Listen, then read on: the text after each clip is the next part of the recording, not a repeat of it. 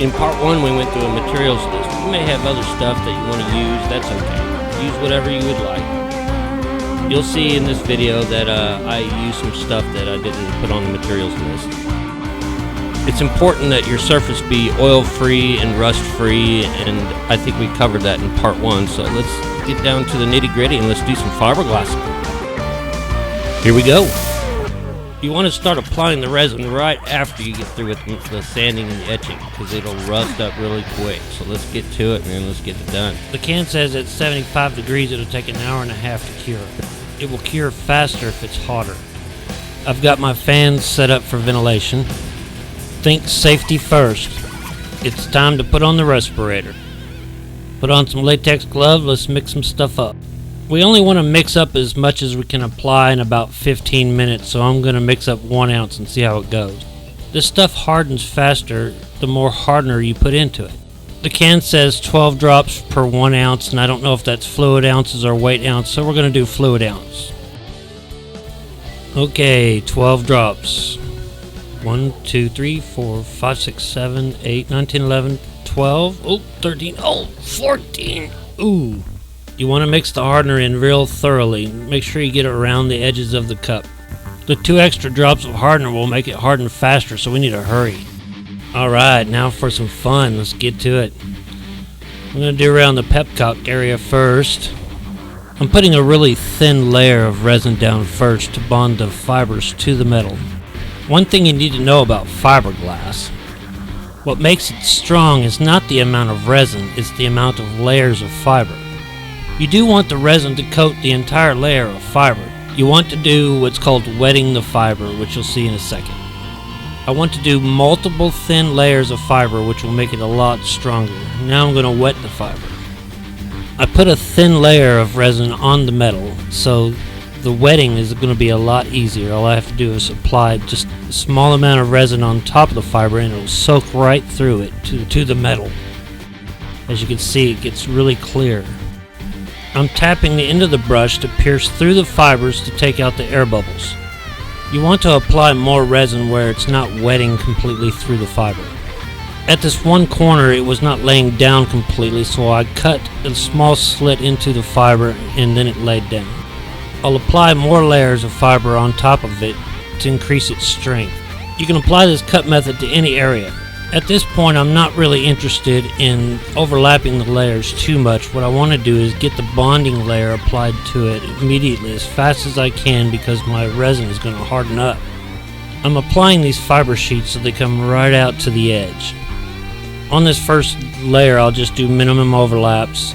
They'll come all the way out to the edge. I don't want to have a whole lot of waste. I want to make maximum use of all of my fiber.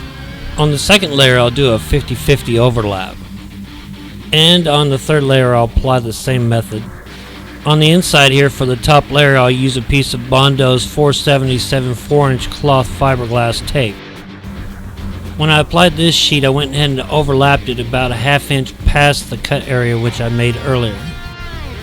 The corners can be really tricky. You kind of have to work with the sheet to see how it wants to lay down and just lay it down the way it wants to go. You may have to use your razor blade to cut a slit or two in it to get it to lay down correctly. And you just keep on continuing the process until you get all the surfaces done. On the top side of the tank I wanted to go ahead and use the fiberglass mat on top of the bonding layer. 2 reasons really. One is the mat is a lot easier to work with on a curved surface, and I can use the brush to weave the fibers together to make it much stronger.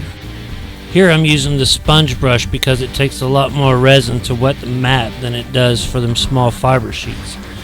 And a bristle brush has a tendency to want to pull the little fibers apart, and a sponge brush won't do that. The fiber mats have a flat side on them, and I put that right at the edge because that fiber mat will not make that sharp curve. Later on I'll join these 2 sides together. I'll show you how I did that later. Now I'm going to work that curve in the opposite direction. I'm using the bristle brush for this because I can work the fibers of the mats together by doing that. These corners had the bigger holes in it, and when I was cleaning it out it had a bunch of trash in there too, like dirt and leaves and all kinds of crap. I want to make sure that the structural integrity of this part of the tank is intact. This is where your legs go, and I just don't want it to leak right there. So I just kept up this process and working myself all the way around the outside of the tank until I had 2 layers on, mixing up resin as I needed it. Okay, so here's what it looks like after applying the bonding layer and the 2 layers of matte. When there's no air in it, it's very clear. You can see the hole right there that I was talking about, the big hole. You see the bonding layer underneath of it. So you want to wait about 30 minutes, so I went ahead and set my timer for 30 minutes.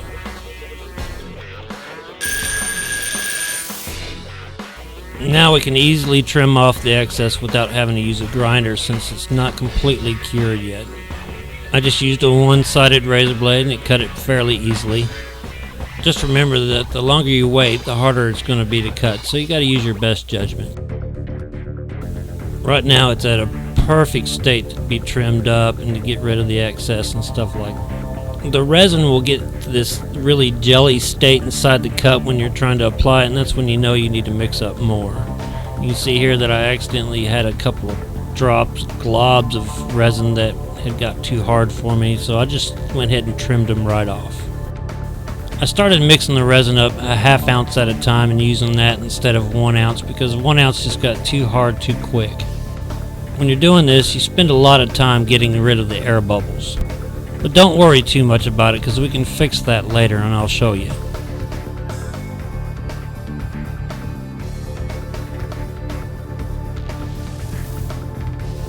You don't have to let it cure all the way to apply more layers. I mean, it's better if you don't actually because it still has a tackiness right now. And so what I did was I just went over the underside with a thin layer of resin and I decided to go ahead and put my 4-inch piece of fiber tape down.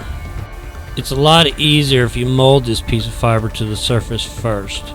Here I wish I would have done it and I didn't, and I'm struggling with it. How you do it is you get your sheet out without applying any resin to the surface. You just lay it over the top of it and you allow the sheet to take the form of whatever shape that it is. On the other side, what I did was I went ahead and used the clothespins and some magnets to allow the fabric to mold itself to the shape. I took a magic marker and marked where each curve was going to be. Okay, we'll do the other side and we're done for today. Cleanup is fairly easy. Just remember the resin will not stick to the cup. Acetone will thin fiberglass resin, so it's perfect for this situation. The sponge brushes are going to be a lost cause, but I can clean up the bristle brushes. Clean the resin out of the bristle brush with acetone. See, it's nice and clean and I can use it again tomorrow. Just allow the resin that's inside the cup to harden and it'll flake out. Watch this. See that? It just comes right out. So we'll just let it cure overnight. We need to clean up the edges because we have to bond the seams together. Here I'm just using a cutting wheel to cut the excess of the fiber tape off. I'm going to use an orbital sander with an 80 grit sandpaper on it. What I want to do here is just smooth the surface some. I want to go ahead and level out any high spots and get any rough edges off. We don't want to sand too much off because we don't want to sand off the fiberglass. We just want a really smooth surface to work with.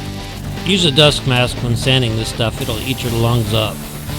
The sandpaper has frosted the surface and we're going to use acetone to make it clear again. Check that out. Click on the box to go to part 3.